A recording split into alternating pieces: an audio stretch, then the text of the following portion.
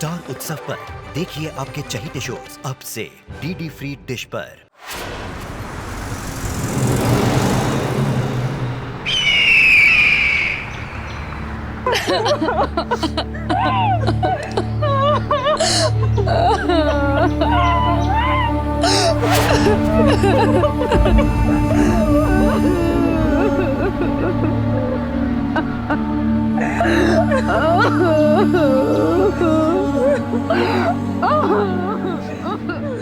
हिम्मत रखो रघुवीर, आगे सब तुझे ही संभालना है। मैं दिल्ली क्यों गई? मुझे उस दिन दिल्ली नहीं जाना चाहिए था मम्मी, मुझे नहीं जाना चाहिए। चलने का टाइम हो गया। अभी कहाँ है? बेटे की जरूरत पड़ेगी अभी।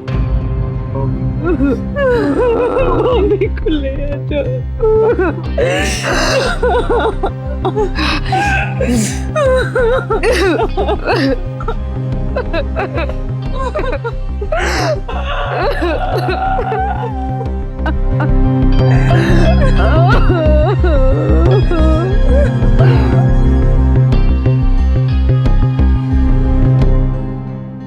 पापा, यहाँ पर तो सब लोग रो रहे। ठीक है पापा, मैं वहाँ पर नहीं जाऊँगा। और पापा, आप घर कब आ रहे हो? ओके, तो आप मेरा नया स्कूटर लेके आना। आपने कहा था ना पापा, जब नाना नानी के घर से आएंगे तब आप मुझे नया स्कूटर दिलाओगे। पर मम्मी तो रो रही है। मैं गुदगुदी? नहीं, आप खुद आके करो तभी मम्मा हंसेगी। एक बच्चा फोन पर अपने पिता से बात कर रहा था, उनसे पूछ रहा था कि वो कहां हैं और कब आएंगे। एक शख्स जिसकी मौत का मातम पूरा परिवार मना रहा था, उसका अपने बच्चे से फोन पर बात करना कैसे मुमकिन था?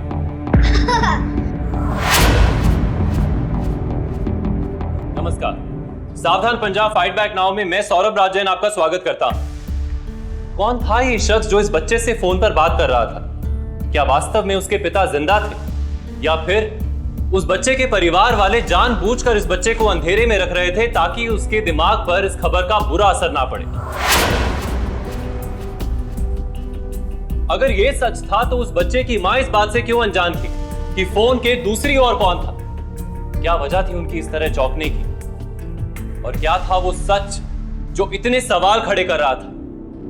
आइए देखते हैं।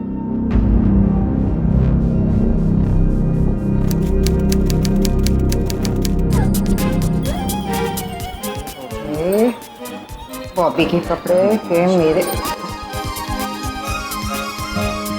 बॉबी तुम की कर रहे हो? टीवी बंद करो, जल्दी से मुझे अपना ब्रश लाके दो। पापा आएंगे ना तो चिल्लाएंगे, कहेंगे अभी तक पैकिंग भी नहीं हुई है। मम्मा, दिल्ली में ये नानी के घर पे कार्टून चैनल आती है क्या? एक नहीं आती है, ढेर सारी आती है। चलो अभी जल्दी से उठो, मुझे अपना ब्रश लाके दो, चलो।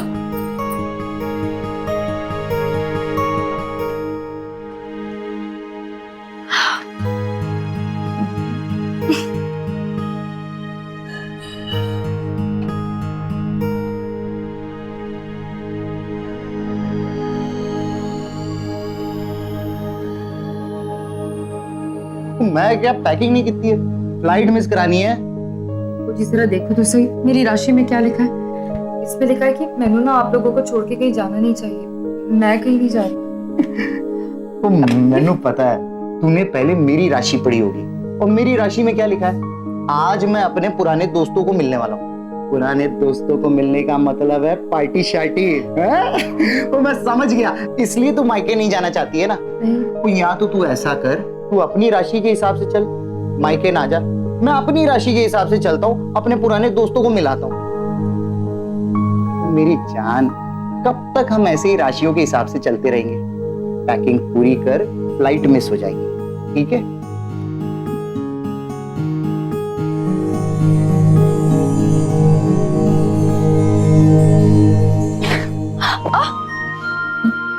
मैंने पता है तू क्यों नहीं जाना चाहती है।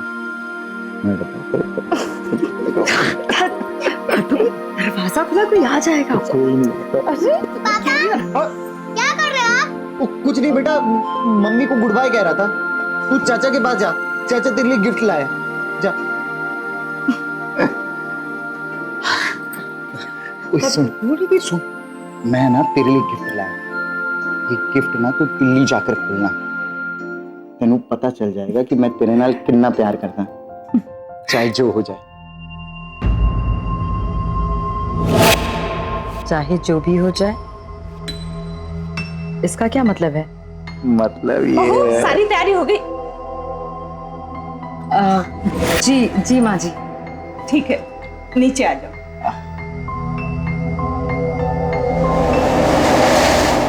कहा था ना मैंने आपसे, दरवाजा खुला है कोई भी आ जाएगा, लेकिन आप ना बेशरम और बेशरम ही रहो। ओए बेशर्म तो मैं हूँ, लेकिन सिर्फ तेरे वास्ते। वो पत्नी है मेरी तू, मैं बहुत प्यार करता तेरे नाल, बहुत प्यार करता।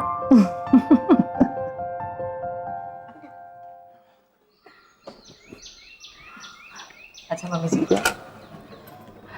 खुश रहो, पहुंचकर फोन कर देना। और हाँ, बॉबी का ख्याल रखना। हाँ हाँ मम्मी जी, मैं पहुंचते ही फोन कर दूँ। आप बिल्कुल भी चिंता मत कीजिए, बस अपना ख्याल रखिएगा। और हाँ जैसी, मम्मी जी को रोज ना हल्दी वाला दूध देते रहना, भूलना मत। मैं तो भूल जाऊंगी दीदी, आपको ना रोज याद दिलाना पड़ेगा मुझे। हाँ हाँ हाँ पापा, मैं तुझे रोज फोन करके याद दिलाती रहूँ। और सुन मेरे चीते, वहां जाके इतना उद्यम मचाना कि नाना नानी तंग आकर जल्दी से वापस भिजवा दे तुझे। अब चलो भी भाभी जी। मैं क्या चलो, वरना फ्लाइट मिस हो जानी है। वो विदाई समारोह तो इस तरह से चल रहा है जैसे इशाना हफ्ते भर के लिए नहीं, सालों साल के लिए जा रही है। और नमस्कार चमत्कार सारा हो गया। चलो अभी चलो। चल बाय बॉबी।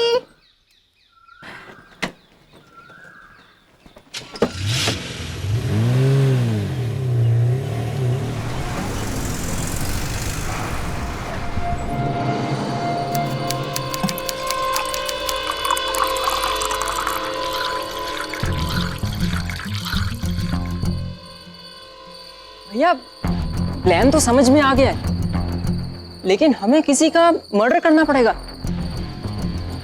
मतलब कोई और रास्ता नहीं हो सकता क्या?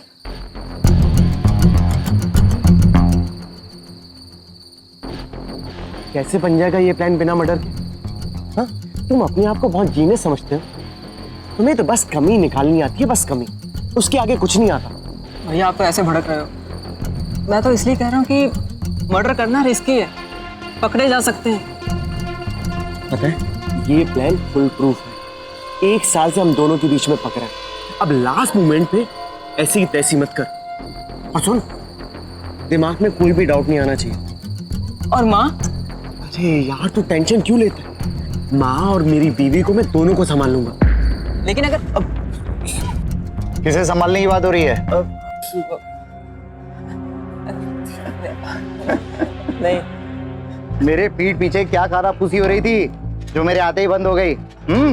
तुम लोगों के चेहरे बता रहे हैं कोई ना कोई साजिश पक रही थी। क्या बात हो रही थी भाई? अरे भैया आप तो मजाक कर रहे हो, हम तो बस ऐसे ही इधर उधर की बातें कर रहे थे। आप बताओ ना, बॉबी फ्लाइट में चढ़ने से पहले बहुत रो रहा होगा ना? मत पूछ रहू, जो रोया है बॉबी कि उसकी आंखों में आंसू देखकर मेरी आंखों में आंसू आ गए। पता नहीं ऐसा क्यों लग रहा था जैसे कि वो हमेशा के लिए मुझसे दूर जा रहा है। अरे भैया बॉबी तो बच्चा है, छोड़िए उसको। वैसे आप बता रहे थे कि कल आप गोडाउन देखने जा रहे हैं? हाँ, कल मैं पुराने गोदाम में जा रहा हूँ, तुम लोग भी चलो।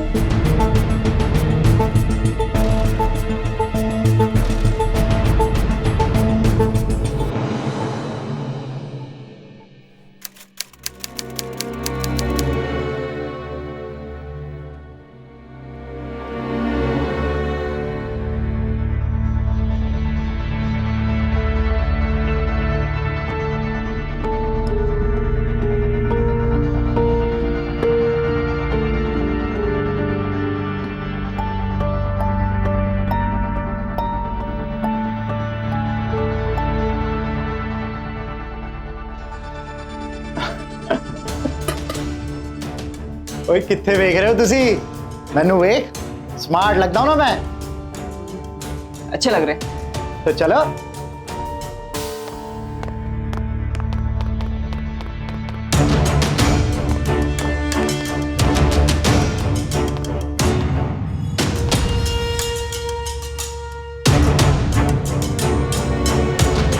तू चिल कर यार, मैंने कहा ना मैं संभालूंगा तुझे, तो बस मेरी हाँ में हाँ मिलानी। अब चल चल ना।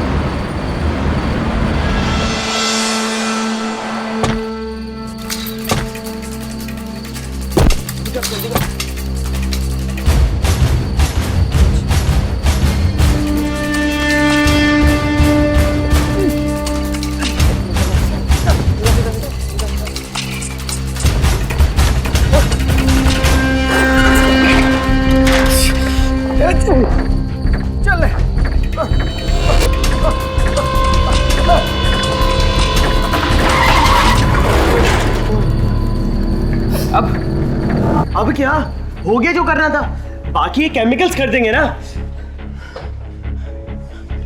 भैया एक बार आखिरी बार सोच लो, अगर कदम उठा लिया तो वापस नहीं हट पाएंगे। पीछे किसे हटना है?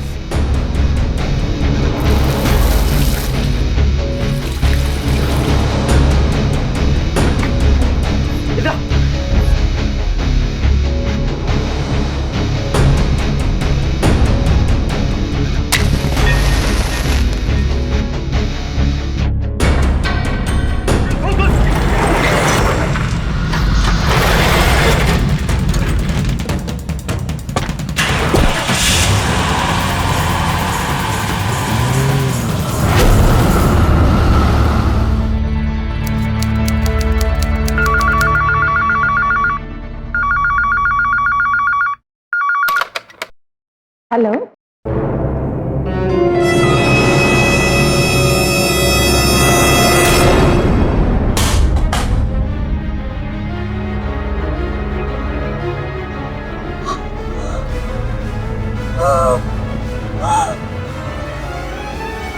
मम्मी जी, मम्मी जी क्या हुआ? मम्मी जी क्या हुआ? मम्मी जी, मम्मी जी, मम्मी जी क्या हुआ मम्मी जी को?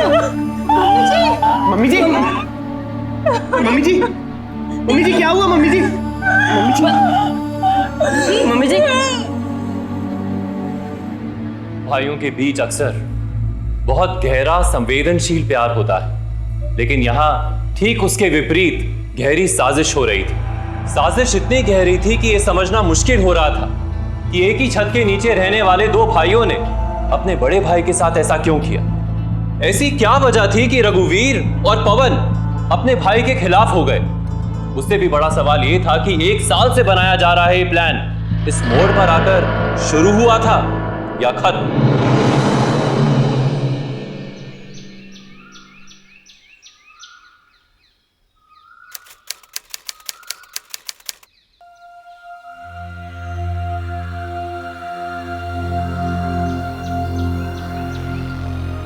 मैं ना तेरे लिए गिफ्ट लाया। ये गिफ्ट ना तू नहीं जाकर खोलना, तेनू पता चल जाएगा कि मैं तेरे नाल कितना प्यार करता। मम्मा पापा कहाँ पर है? मुझे उनसे मिलना है। बोलो ना मम्मा, पापा कहाँ पर गए? मुझे उनसे पूछना है।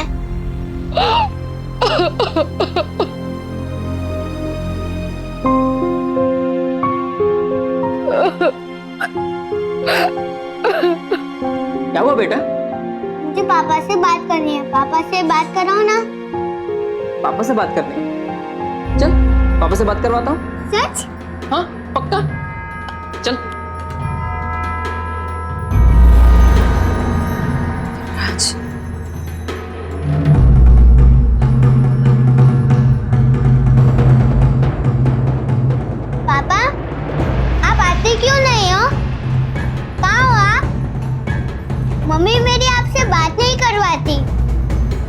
मम्मी वो अंदर बैठ के रो रही है। ठीक है, मैं नहीं रोऊंगा। आप जल्दी से घर आ जाओ। बेटा वो पापा को काम पे जाना है ना, तो बाद में बात करवा। मुझे पापा से और बात करनी थी। आपने फोन क्यों काटा? बेटा अभी तुम बाहर जाके खेलो ना, बात करवाता हूँ बाद में। वो एक्चुअली भैया की वॉइस रिकॉर्डिंग थी तो। पवन तुम क्या कर रहे हो? एक मासूम से बच्चे को झूठा दिलासा दे रहे हो। गलत है ये। आखिर ये सच कब तक छुपेगा उससे? बोलो। इसमें कुछ गलत नहीं है। अगर एक झूठ से मासूम को थोड़ी सी खुशी मिल जाती है तो इसमें बुराई क्या है? जरूरी है कि जो दुख हम सब सह रहे हैं इस मासूम को भी सहना पड़े। पवन ने जो कुछ भी किया है बॉबी की खुशी के लिए किया है।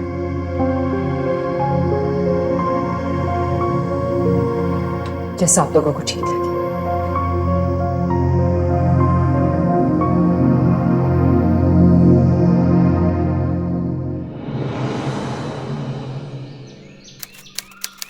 वकील साहब, ये भैया का डेथ सर्टिफिकेट।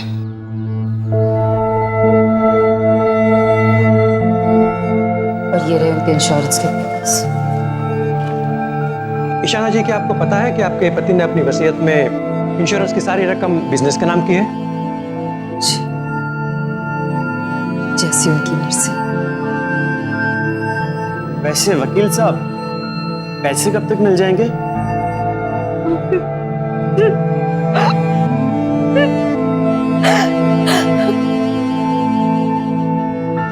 चाचू, पापा से फिर से बात कराओ ना।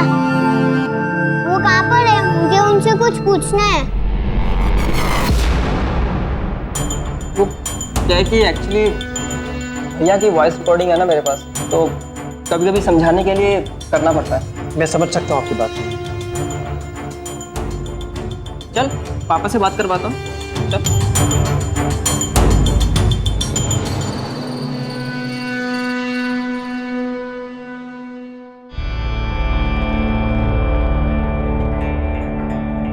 बज गए।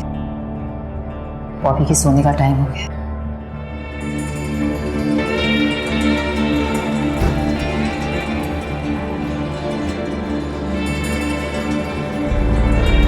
बॉबी,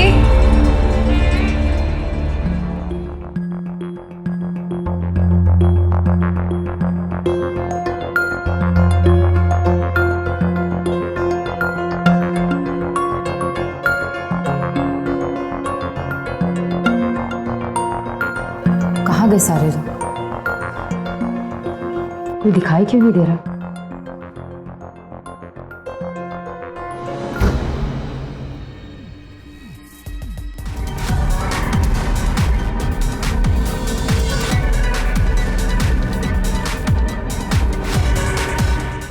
ये तो पॉपी का फेवरेट सॉन्ग है।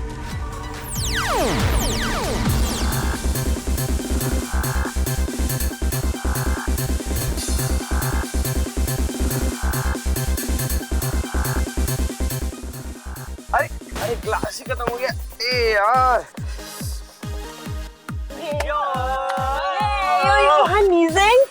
अरे जस्सी, अरे जस्सी, पकौड़े और कबाब दोनों अलग अलग प्लेट में लगा दे। क्या बात है?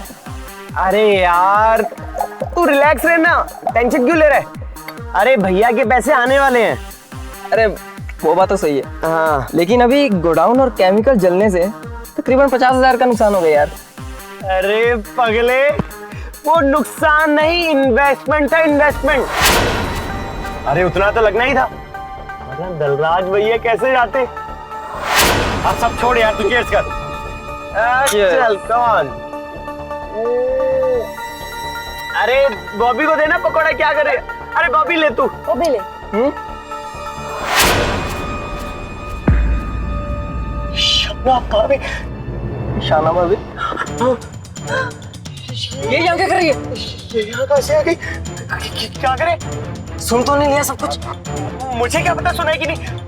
ये रख, बाहर चल, बाहर चल। अरे भाभी जी सुनिए ना। तो तुम दोनों ने मारा है पैसों के लिए? हाँ? तुम दोनों मैं सबको बता दूंगी, मैं पुलिस को भी बता दूंगी कि तुम दोनों ने मारा उन्हें। अरे भाभी रुकिए तो। तू चुप कर, तुम्हें मिली है ना इन लोगों के साथ। छोड़ूंगी नहीं मैं तुम लोगों को। भाभी सुनो ना। मैं कह रही हूँ हट जा सामने से, मैं कह रही हूँ हट जा सामने से, हट जा भैया मुझे बात सुनो। तूने ये क्या कर दिया? अरे तू बॉबी को देख, बॉबी को देख। चल अंदर लेकर चलो। चल। मेरे पास कोई रास्ता नहीं था, पुलिस की धमकी दे रही थी, तो फिर मुझे करना पड़ा। देखा,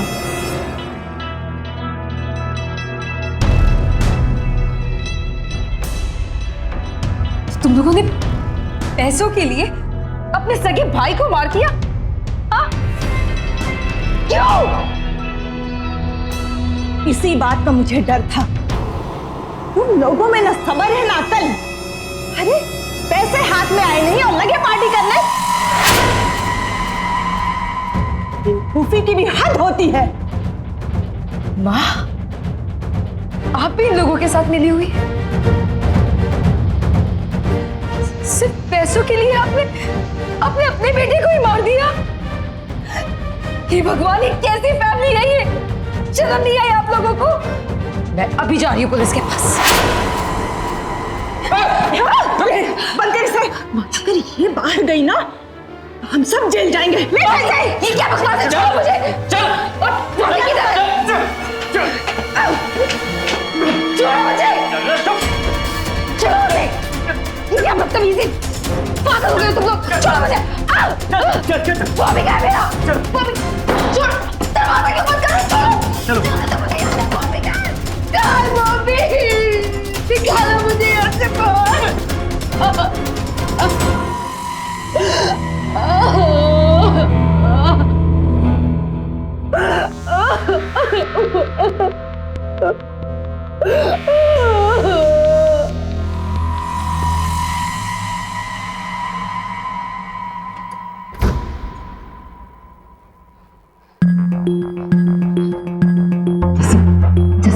जैसे मेरा पुत्र किधर है? मेरा बॉबी कितने? वो ठीक है ना? वो ठीक है ना? पकड़ो और चुपचाप से खाना खा लो, और ज्यादा बेटा बेटा किया ना तो दलराज भाई साहब के पास पहुंचा देंगे।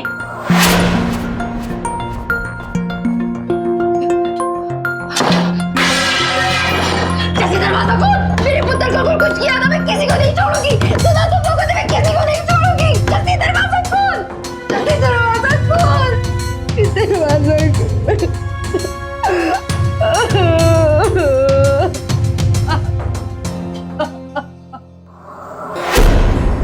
फितरत अक्सर इंसान की असलियत सामने रख देती है। रघुवीर और पवन की जरा सी लापरवाही ने झटके में ही उनकी असलियत ईशाना के सामने रख दी। ईशाना अब ये जान चुकी थी कि उनके पति एक्सीडेंट नहीं बल्कि अपने ही भाइयों के साजिश के शिकार हुए थे, जिसमें जस्सी भी शामिल थी। पर क्या यही वास्तविकता थी, या फिर ईशाना के पैरों के तले की जमीन अभी और खिसकना बाकी थी?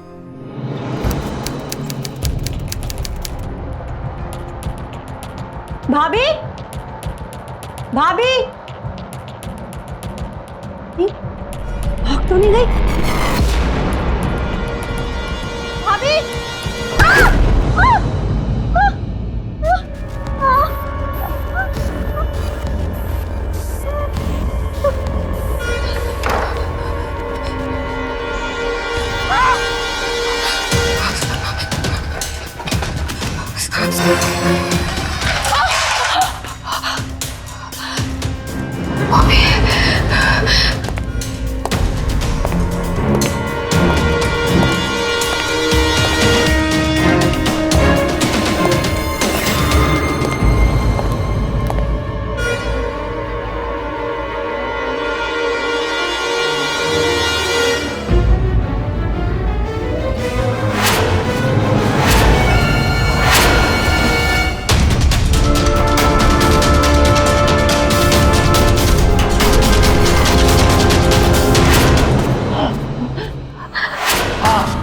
मेरा फेक मर्डर हमने प्लान किया था, लेकिन जो कुछ भी किया परिवार की भलाई के लिए किया है।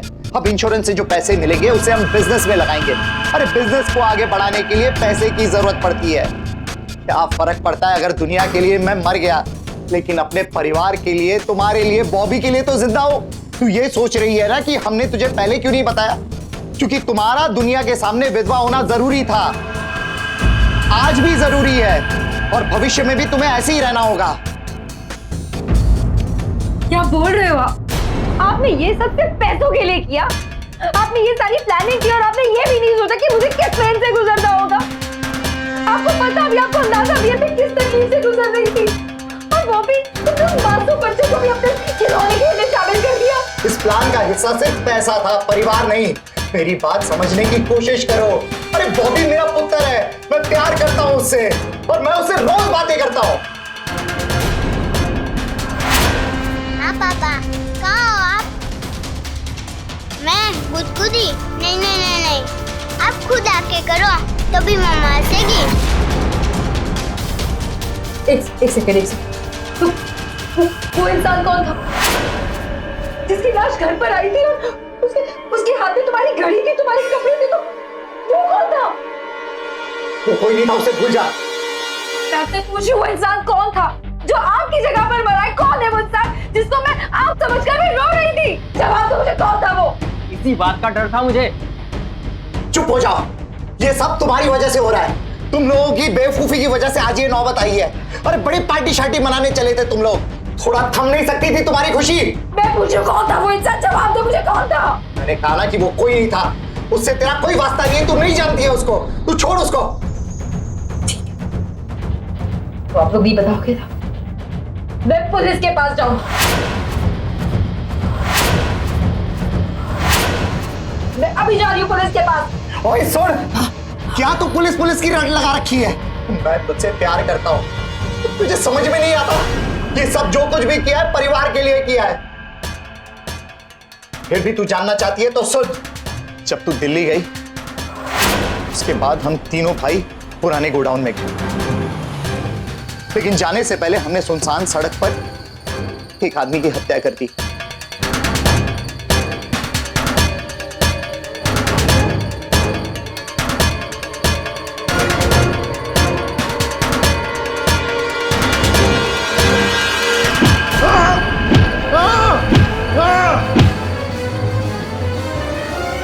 और उसे गाड़ी में डाल दिया।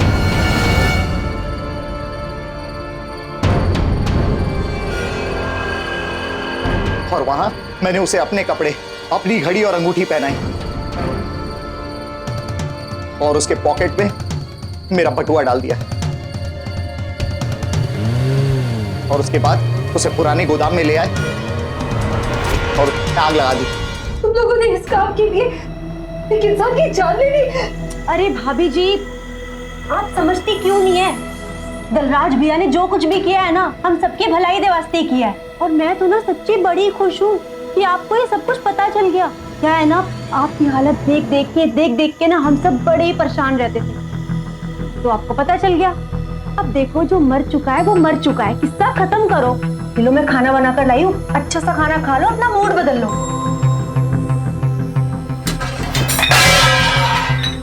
लोगों के हाथ से खाना तो क्या, मैं एक घुट पानी भी नहीं पीऊंगी। चाहिए तुम लोगों बच्ची, शर्म नहीं आती तुम लोगों को? तुम लोगों की जिंदगी करोड़ों की, और उस निर्दोष इंसान की जिंदगी एक कौड़ी की भी नहीं। और मैं तुम लोगों को नहीं छोड़ूंगी, मैं पुलिस के पास जाऊंगी। खबरदार, जो इस कमरे के बाहर निकली तू, और सुन लो, इसे कमरे में रहने देना, कमरे से बाहर मत निकलने देना जब तक इसकी अक्ल ठिकाने नहीं आ जाती। और जब तक ये सब कुछ समझ नहीं जाती ना, बॉबी को इसके कमरे में मत भेजना। हाँ, पता नहीं उसके दिमाग में क्या एंटीशंट भर देगी है। बंद करो इसको। मेरी बात सुनो, दरवाजा खोलो प्लीज, ऐसा मत करो। प्लीज मुझे मम्मी से अलग मत करो। मेरी बात सुनो। तो ये था वो पूरा घिनौना सच जो ईशाना के सामने आया। पहले उसके पति ने फेक मर्डर प्लान किया और उस प्लान को अंजाम देने के लिए एक निर्दोष इंसान की जान ले ली, वो भी पूरे परिवार के साथ मिलकर। लेकिन किसी ने भी ईशाना के बारे में नहीं सोचा। किसी ने नहीं सोचा कि अपने पति को खोकर उस पर क्या बीत रही थी। लेकिन अब ईशाना ये सब समझती थी, इसीलिए उसने अपने पति दलराज की दलीलों को नहीं सुना। एक आदमी की निर्मम हत्या और इतना बड़ा फ्रॉड भले ही दलराज और उसके परिवार वालों के लिए सही हो, लेकिन ईशाना के लिए ये एक जुर्म था जिसका हिस्सा वो कभी नहीं बनना चाहती थी। अब सवाल ये था कि अपने ही परिवार के खिलाफ जाने की क्या कीमत चुकानी होगी ईशाना को।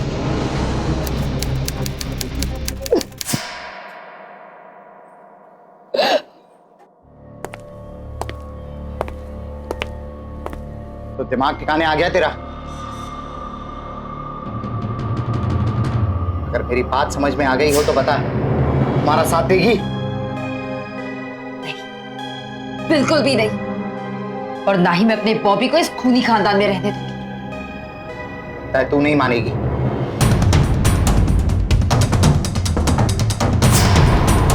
नहीं मानूंगी। बताओ बताओ मेरा बॉबी क्या है, वरना मैं तुम्हें मार दूंगी। बताओ मेरा बॉबी क्या है, बोलो। दराज क्या कर रहे हो? पागलपन करके तू अपनी तकलीफ बढ़ा रही है, समझी? दराज चल निकल यहाँ से।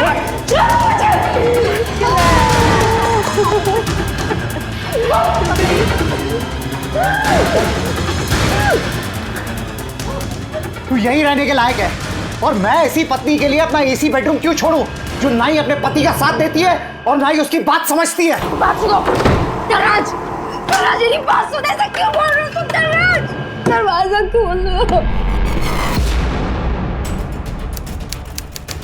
अच्छा, पैसा अकाउंट में ट्रांसफर हो गया? Thank you sir, thank you so much. अरे सुनो ना, अरे ये सब छोड़ो, सुनो, पता है पैसा अकाउंट में ट्रांसफर हो गया। अरे वाह, सच में? हाँ। अरे भाई गुरुजी, अच्छा ये बताओ कि अब तुमने क्या सोचा है? क्या सोचा है मतलब? मतलब कि दलराज भाई साहब की बात सुन के सारा पैसा उनके बिजनेस में लगवा दोगे, या फिर अपने लिए भी कुछ सोचोगे? देखो, जब तुमने रिस्क बराबर का लिया है ना, तो तुम्हारा हक भी बराबर का ही बनता है पैसे पे। हाँ, बात तो तुम सही कर रही हो। अरे इतनी मेहनत की कमाई मैं भैया का सपना पूरा करने में तो नहीं लगा सकता, और वैसे भी उन्हीं की वजह से तो ये सब कुछ हुआ है। और क्या? क्या करूं? एक काम करता हूं, मैं ना पवन से बात करता हूं। तुम रुको।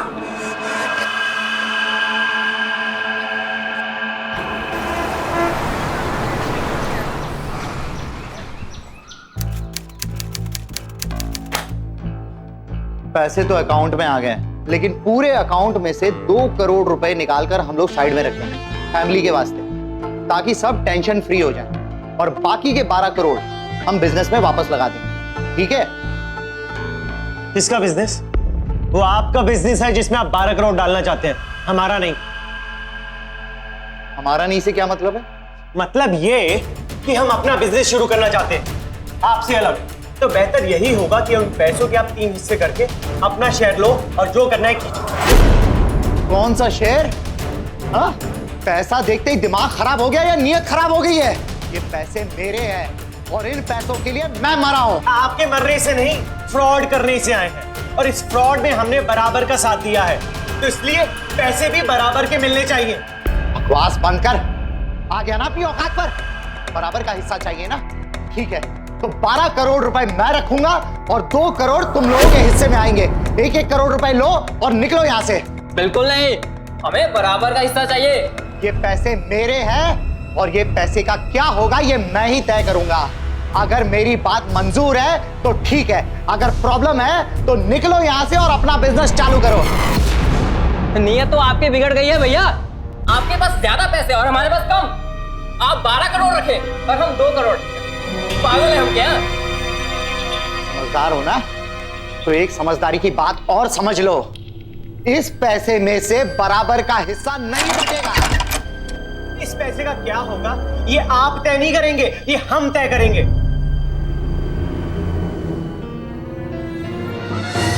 बढ़िया से। ये तो मेरा डेथ सर्टिफिकेट है। तो मतलब ये कि आप मर चुके हैं, और एक मरे हुए इंसान को पैसे की क्या जरूरत? अरे भूत बन के फैक्ट्री चलाएंगे क्या? हाँ? और वैसे भी ये पैसा हमारे नाम से हमारे अकाउंट में आया था, याद है ना आपको? ये आपके बाद पैसा हमें मिलने वाला था।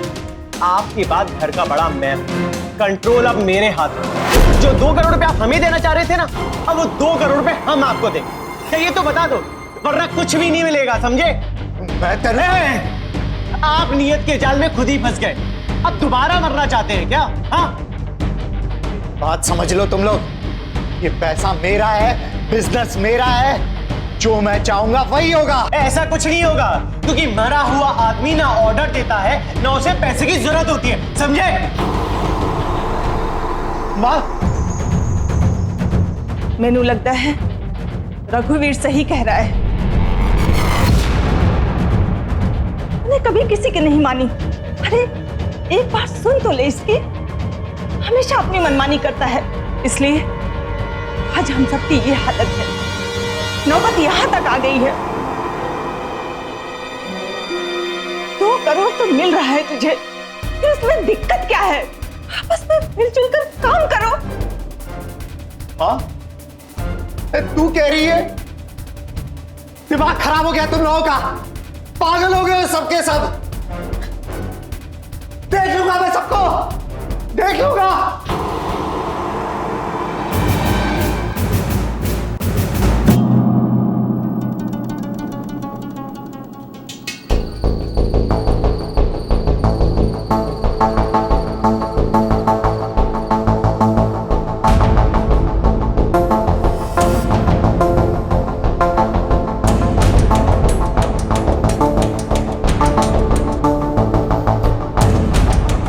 शाना मेरे साथ धोखा हुआ है। मेरी माँ, मेरे भाई, कोई मेरी बात नहीं सुन रहा है। ये सब कुछ क्या मैंने अपने लिए किया था?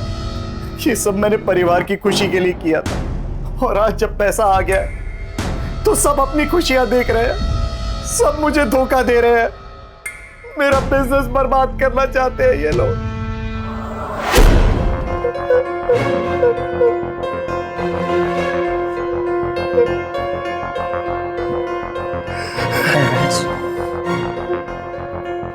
गलत काम कभी सही नहीं होता दलराज। कुछ गलत नहीं किया है मैंने। अगर तुम मुझसे इतना सा भी प्यार करती हो तो मेरा यकीन करो, ये सब कुछ रघुवीर का किया कराया है। उसने और पवन ने मिलकर उस आदमी की हत्या की, और अब जब अकाउंट में पैसा आ गया है तो वो मेरी फेक मर्डर का फायदा उठाना चाहता है और सारा पैसा हड़प करना चाहता है। मेरा यकीन करो, अब तुम्हें बॉबी को और इस बिजनेस को बचाने का सिर्फ एक ही रास्ता है। मुझे पुलिस के पास जाना होगा और ये साबित करना होगा कि मैं जिंदा हूं और ये सब रघुवीर का करा कराया है। तुम सारा दोष रघुवीर पे क्यों डाल रहे हो? कि तुमने कुछ नहीं किया? तुम जब ये प्लान बना रहे थे, तुमने मेरे बारे में एक बार भी सोचा? नहीं, इस खेल में तुम बराबर के हिस्सेदार हो, और तुमने ये सब मेरे लिए नहीं किया, अपने परिवार वालों के लिए और अपने बिजनेस के लिए किया है, मेरे या बॉबी के लिए नहीं। मुझे पीठ दिखाने के लिए अब तुम अपने परिवार वालों को पीठ दिखा रहे हो। अरे तुम जैसा इंसान मेरा तो क्या किसी का नहीं हो सकता, किसी का नहीं। मैंने किसी को धोखा नहीं दिया है, मेरी पीठ पे छुरा मारा गया है, नहीं तो मैं ऐसा कभी नहीं करता। मेरा यकीन करो शाला, मेरा यकीन करो। ऐसा क्या नहीं करते भैया? हाँ, जरा हम भी तो देखें कि मरा हुआ आदमी कर क्या सकता है। क्या कह रहे हो तुम लोग? क्या करना चाहते हो? हाँ, क्या करना चाहते हैं?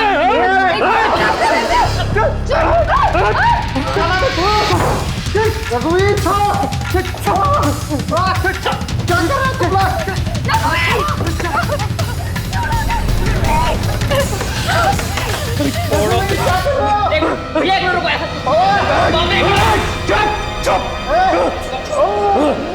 आप बोल।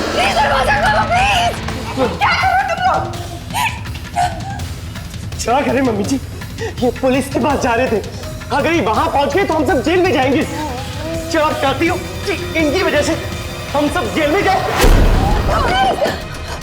मम्मा,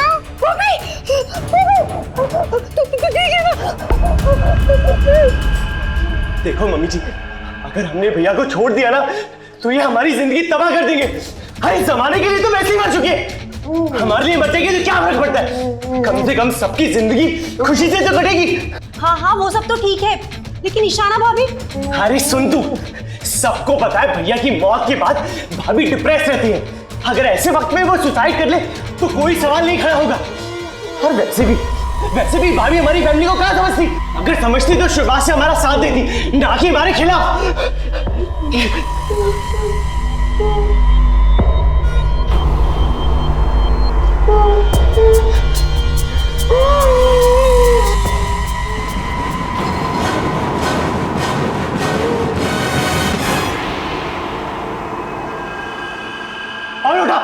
उठा से दरवाजा खोल दरवाजा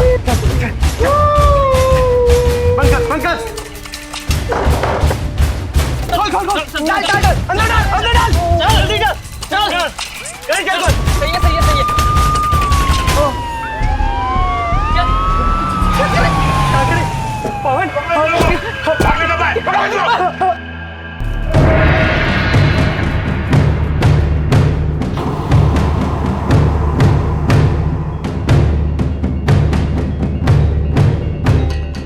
अच्छा हुआ मैडम, आपने सही वक्त पर फोन कर दिया।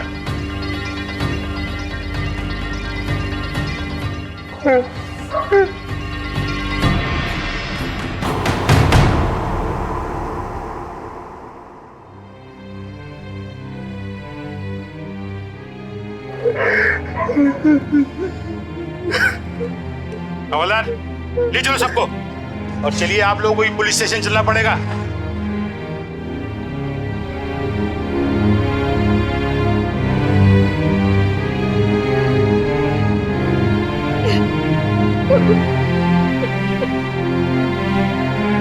हमने पहले भी कहा है, गलत काम करने का कोई सही रास्ता नहीं हो सकता और लालच की कोई इंतहा नहीं होती। जिन रुपयों के लिए दलराज, रघुवीर और पवन किसी दूसरे की हत्या कर सकते हैं, उन्हीं रुपयों के लिए एक दूसरे की क्यों नहीं? दलराज, रघुवीर, पवन, इन तीनों को एक शख्स की हत्या और जालसाजी में आईपीसी की धारा 302 और धारा 420 के तहत दोषी पाया गया और उन्हें उम्र कैद की सजा हुई। जस्सी और दलराज की मां जसजीत पर भी इस जालसाजी में शामिल होने का दोष साबित हुआ और आईपीसी की धारा 420 के तहत उन्हें 7 साल की सजा सुनाई गई। अपनी जिंदगी को बेहतर बनाने के लिए फ्रॉड करना, गलत रास्ता अख्तियार करना, किसी को धोखा देना, वास्तव में अपनी काबिलियत और क्षमताओं को धोखा देना है। अपने इरादों को मजबूत और अपनी कमियों को दूर करके भी एक बेहतर जिंदगी बनाई जा सकती है, जैसा कि ईशाना ने किया। इसीलिए सावधान रहें ऐसी सोच से जो आपको रिश्तों से दूर और अपराध के करीब ले जाती है। पंजाब के क्रिमिनल्स को कानून के हवाले करने के लिए हम सभी पंजाब वासियों को एकजुट होना होगा ताकि पंजाब एक क्राइम फ्री स्टेट बन सके। और ये हमें अभी करना होगा, क्योंकि अभी नहीं तो कभी नहीं। इसी के साथ मैं सौरभ राज जैन आप सबसे विदा लेता हूं। पंजाब में जुर्म को जवाब देती हुई एक और सच्ची घटना के साथ आपसे फिर से होगी मुलाकात। तब तक के लिए सावधान पंजाब, फाइट बैक नाउ।